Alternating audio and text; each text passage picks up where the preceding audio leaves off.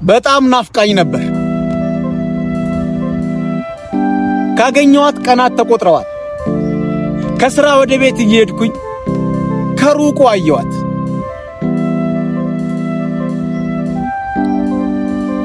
ማመን አልቻልኩም። አይቻት የማላቅ ሰፈር አየኋት። እሷም ወደ እኔ እየመጣች እኔም ወደ እሷ እየሄድኩ ከነበርንበት ርቀት በመራመድ ርቀቱን እያሳጠርን መጣን። እጅግ በጣም ደክሞኝ ነበር።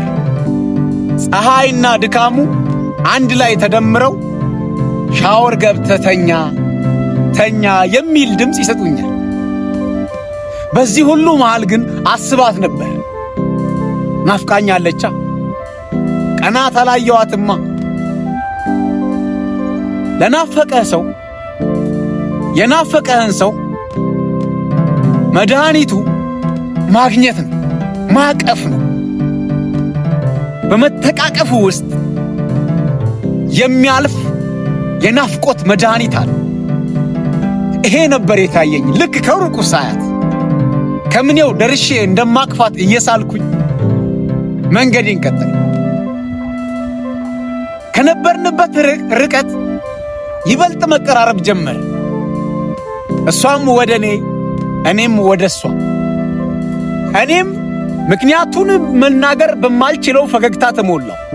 እሷም ምክንያቱን መናገር በማትችለው መኮሳተር ተሞላች። እየተራመድን አይደል? የተራመደ መድረሱ አይቀር ምን ቢዘገይ። እኔም እሷም እርምጃችንን አላቋረጥንም፣ ግን አልተገናኘንም። ምክንያቱም ሩቅ ለሩቅ ነበርን። ሩቅ ለሩቅ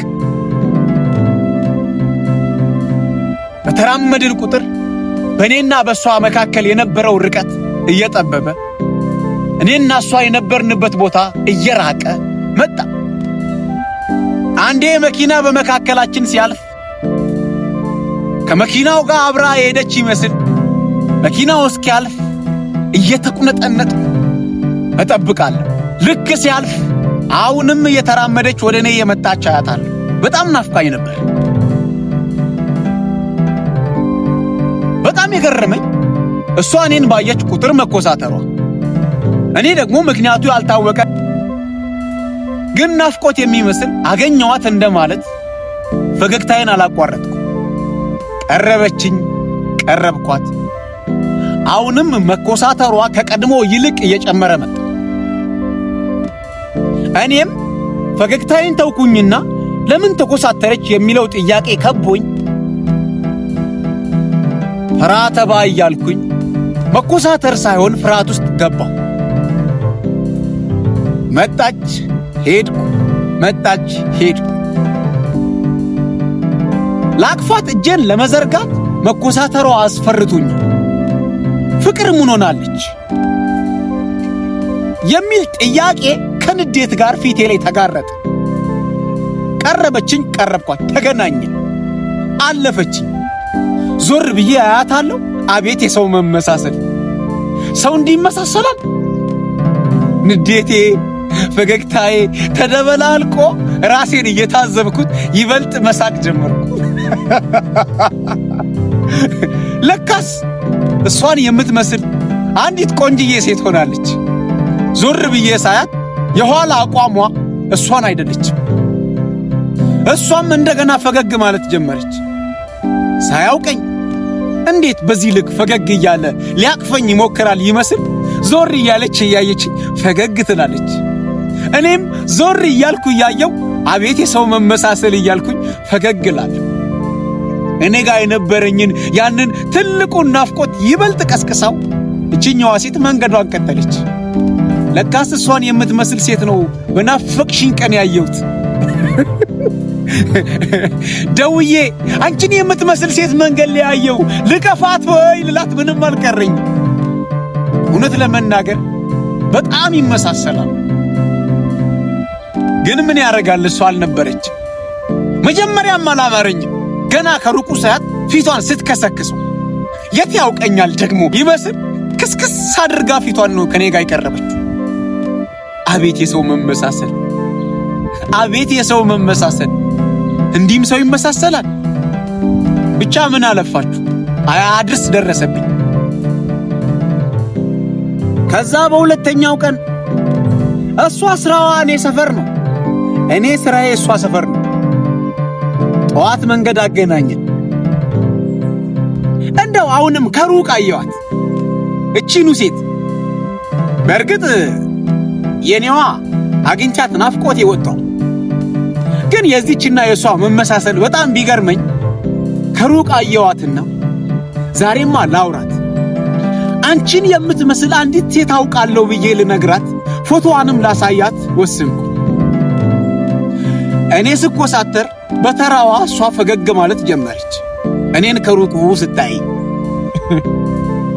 እንዴ ዛሬ ደግሞ ለምን ፈገግ አለች ብዬ ራሴን መጠየቅ ጀመርኩ።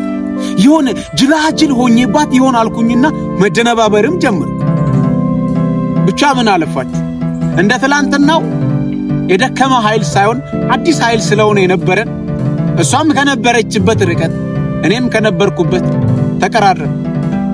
ዛሬም አላሳልፋትም ብዬ ሰላም አልኳት። እሷም ሰላም አለች። ትላንትና ለተፈጠረው ነገር ይቅርታ አልኩ። ለምኑ አለች። ይሄ እኮ የእናንተ የወንዶች የተለመደ ባህሪያችሁ፣ መንገድ ላይ ሲሄዱ አታራምዱ፣ መንገድ ላይ ሲሄዱ መንገድ አታሳልፉ። አንዴ ትሳደባላችሁ፣ አንዴ ታንቋሽሻላችሁ፣ አንዴ ሰውን ታሳፍራላችሁ፣ አንዴም ደግሞ የማይገባንን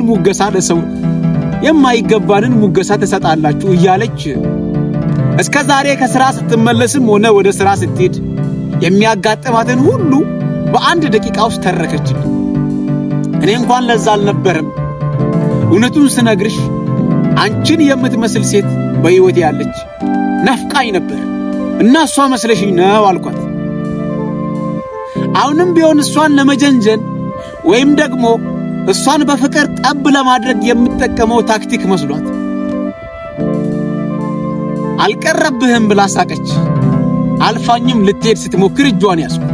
ነይ ካላመንሽ ላሳይሽ አልኩኝና ስልኬን መንሽለጥ አድርጌ አውጥቼ ፎቶዋን ሳሳያት በጣም ገረማት። በእውነት እኔን ነው የምትመስለው።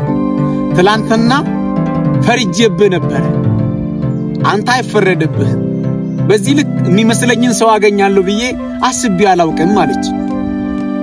እኔም አየሽ እኔ እንኳን የሴት ውበት ባደንቅም መንገድ ላይ ለመልከፍና ለእንደዚህ አይነት ነገር ብዙም አልጋለጥ። ትላንት ግን እውነት ለመናገር በጣም የገረመኝና የደነቀኝ ቀን ነበር አልኩት። ታዲያ አታገናኘኝም ወይ ስትለኝ እኔስ መቼ አገኘኋት አልኳት። ቅድም አግኝቻታለሁ ናፍቆቴም ወጥቶልኛል ብለኸኝ ነበር እኮ ስትለኝ ቤት ሄጄ ፎቶዋን ነው ያየሁት እንጂ እኔም ናፍቃኛለች። ይልቅ እሷን ወክለሽ ዛሬ ልቀፍሽ አልኩ።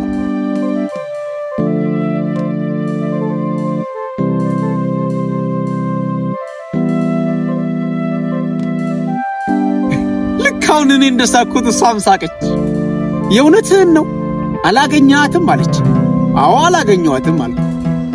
ማግኘት አትችልም አለች። እኔ እንጃ አልኩ። ግራ አጋባኋት። የሆነ ነው አይደለውም አይነት መልስ መለስኩላት። ሰውየው ምን ሆኗል በማለት መደናበር ጀመረች። ግልጽ አይደለም ምን እያልከኝ ነው አለች። ብቻ አንቺን የምትመስል ሴት አለችኝ፣ ናፍቃኝ ነበር፣ ፎቶዋን እንጂ እሷን አላገኘኋትም ብዬ ረጋ ብዬ አስረዳኋት። ስለዚህ በአካል አላገኛትም ማለት ነው አለች። አዎ አልኳት። ይገርማል አለች። ምን ወስላት?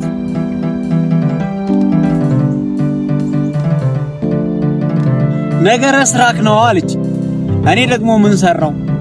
አንቺንም የፈጠረው እግዚአብሔር፣ እሷንም የፈጠረው እግዚአብሔር፣ ይሄንንም መንገድ የፈጠረው እግዚአብሔር አልኳት። አሁንም ቢሆን ከገጠመኝ ነገር በላይ በእኔ ንግግር መገረም ጀምራለች። ይቅርታ አድርጊልኝና በማወራው ነገር ብዙም አትደነቂ፣ ያጋጠመኝን እንደዚህ ነው የምገልጸው አልኳት። መሳቋን ታበዛለች። እኔ የሥራ ሰዓቴ ደረሰብኝ፣ የሷን አላውቅም። አስረፈድሽኝ አልኳትና መሄድ አለብኝ፣ ስላገኘሁሽ ደስ ብሎኛል፣ መንገድ ካገናኘን ሰላም በይኝ፣ እሷንም አንድ ቀን እግዚአብሔር ብሎ ካገኘዋት አስተዋውቃችኋለሁ። ነገር ግን አንቺን የሚመስል አንድ ሰው እንዳስተዋወቅኩሽ እንዳትረሺ። ምናልባትም ባለውለታሽ ነኝ። በዚህ ዓለም ላይ እኛን የሚመስሉ 7 ሰዎች እንዳሉ ይነገራል። አሁን 6ቱን ፈልጊ፣ አንደኛው እኔ ጋር ያለው አልኳትና እሷም ወደ ስራዋ ከሰፈሬ እኔም ወደ ስራዬ ከሰፈሯ መራመድ ጀመርን። ትንሽ እንደተራመድን ዞር ብዬ ሳያት ቆማ ያየችኝ። ሰላም ሁኚ፣ መልካም የሥራ ቀን አልኳት። እየሳቀች መንገዷን ቀጠለች። የገጠመኝ ገጥማችሁ ከሆነ የገጠመኝ አልገጠማችሁ።